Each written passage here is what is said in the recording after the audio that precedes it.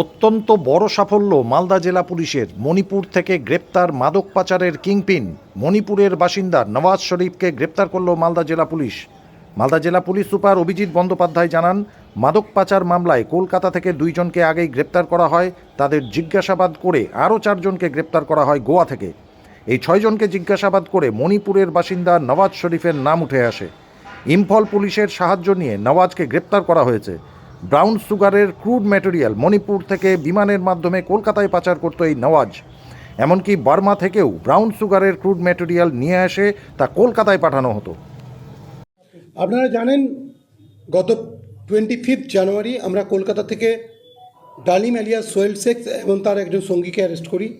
সেই কেসের সূত্র ধরেই, কালিয়াচক থানাতে একটা স্পেসিফিক কেস হয়, সেই কেসের সূত্র ধরেই আমরা গোয়া থেকে আরও 4 জনকে, এই এনডিপিএস র্যাকেটে যারা র্যাকেটিয়ার্স, তাদের ডাইরেক্ট ইনভলভমেন্ট আছে এবং যে এদের এই র্যাকেটটার লিডার ছিল ইসমাইল শেখকে অ্যারেস্ট করি।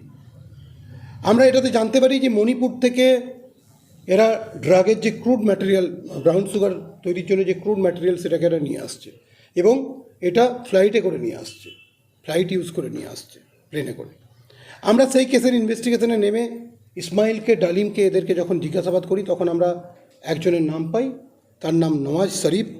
এর বাড়ি কিয়ামগেই মুসলিম আওয়াং লেইকেই, মণিপুরের ওখানে ইরিলপাং বলে একটা জায়গা আছে ইস্ট ইম্ফল ডিস্ট্রিক্টে, সেখানের বাড়ি। আমরা এর একদম ডাইরেক্ট ইনভলভমেন্ট এবং পাই যে এই হচ্ছে ওখানকার কিংপিন, যে মালটা ওদের সাপ্লাই করে। আমরা তার সঙ্গে ব্যাংকের ডিফারেন্ট ট্রানজ্যাকশন, ওর সাথে এদের কথোপকথন, এগুলো সব পাই। এই ডকুমেন্টারি এভিডেন্স নিয়ে আমরা যখন কনফার্মড হয়ে যাই যে নওয়াজ শরীফ ওখান থেকে এই র্যাকেটটা মনিটর করছে, ওখান থেকে ক্রুড ম্যাটেরিয়াল পাঠাচ্ছে, এর জন্য যে ওপিয়াম এক্সট্রাক্ট দরকার সেটাকে পাঠাচ্ছে এখানে।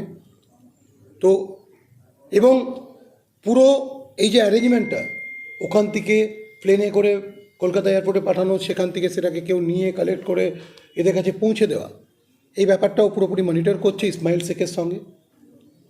এবং আরও কয়েকজনের নাম আমরা পেয়েছি যাদেরকেও সাপ্লাই করেছে। তখন আমরা একে ফিক্স আপ করি। আমরা মণিপুরের যে কনসার্ন এসপি আছেন ইস্ট ইম্ফলের, তাদের সাথে যোগাযোগ করি।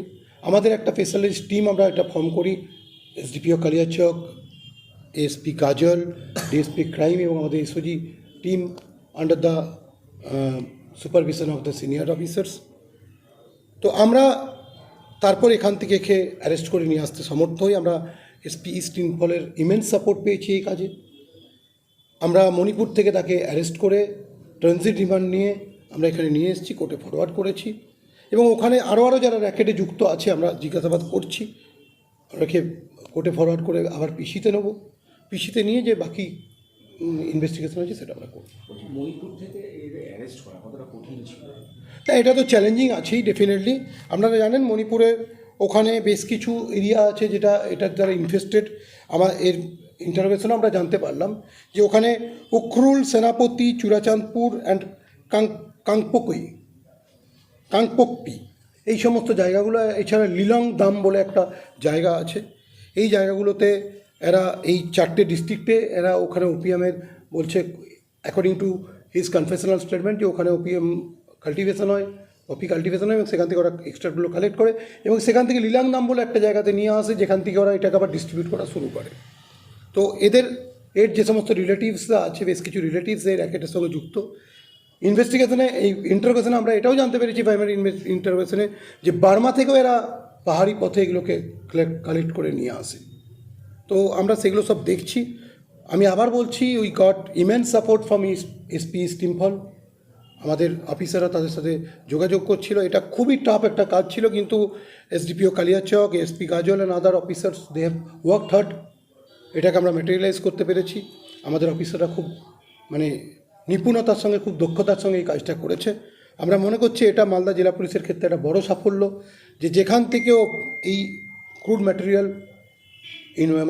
একদম essential ingredient for manufacturing brown sugar, সেই জায়গাটা আমরা যদি এই জায়গায় আরও বেশি করে হিট করতে পারি, তো এই সাপ্লাই লাইনটাকে আমরা কাট করতে পারবো। তো অনেকটাই এই মেনাস থেকে আমরা মুক্ত করতে পারবো মালদাকে অ্যাজ ওয়েল অ্যাজ মালদাতে ম্যানুফ্যাকচার হয়ে যেসব জায়গাতে এটা সার্কুলেটেড হয়ে যাচ্ছে, সেই জায়গাটা আমরা অনেকটাই কাট করতে পারবো। কতগুলো জেলাতে ওপিয়াম চাষ হয়? আমি যে জায়গাগুলো বললাম, ওরা যেটা বললো যে শুধুমাত্র মণিপুরেই নয়, ওরা মণিপুরের যে বর্ডার আছে বিয়ন্ড দ্য বর্ডার বার্মা থেকেও এটাকে নিয়ে আসে। আর ওখানে ওরা যেটা বললো যে ওরা উখরুল, সেনাপতি, চুরাচাঁদপুর অ্যান্ড কাংপোকপি এই 4টা ডিস্ট্রিক্টের এরিয়ার থেকে ওরা এটা কালেক্ট করে। ওদের একটা চেন আছে, লিলাংদাম বলে একটা জায়গা আছে, সেখানে এনে ওরা স্টোর করে, সেখান থেকে ওরা ডিস্ট্রিবিউট করে। এবং এদের আমি আগেই বলেছি, এরা যেটা নতুন আমরা একটা জিনিস দেখলাম, অনেক সময় আমরা ট্রাকে, ছোটো গাড়িতে, নৌকাতে এগুলোকে ট্রান্সপোর্ট হতে দেখেছি, মোটরসাইকেলে। কিন্তু এই প্রথম আমরা দেখলাম এই র্যাকেটটাকে বাস্ট করার পর যে এরা প্লেনে করে নিয়ে আসছে, ফ্লাইট ইউজ করছে এটাকে ট্রান্সপোর্ট করার জন্য। এই বেঙ্গলের ক্রিমিনালদের সাথে এদের লিঙ্ক আপটা কীভাবে হয়? সেগুলো আমাদের ভেরিফাই করে দেখতে হবে কীভাবে লিঙ্ক আপ হলো, সেগুলো আমরা ভেরিফাই করে দেখছি। আমরা যেটা প্রাইমারিলি জানতে পেরেছি যে কালিয়াচকে ওপিয়াম কাল্টিভেশন বন্ধ হয়ে যাওয়ার পর, এই পপি কাল্টিভেশন বন্ধ হয়ে যাওয়ার পর এরা ঝাড়খণ্ডের কিছু পকেটে এবং মণিপুরের কিছু পকেটে এখান থেকে কিছু লোক গিয়ে তাদের সাথে একটা কোঅর্ডিনেট করে এই বিজনেসটা করছিল, তাদের সাহায্য নিয়ে। তো এই পুরো ব্যাপারটা আমাদেরকে আরও বেশি করে ভেরিফাই করতে হবে।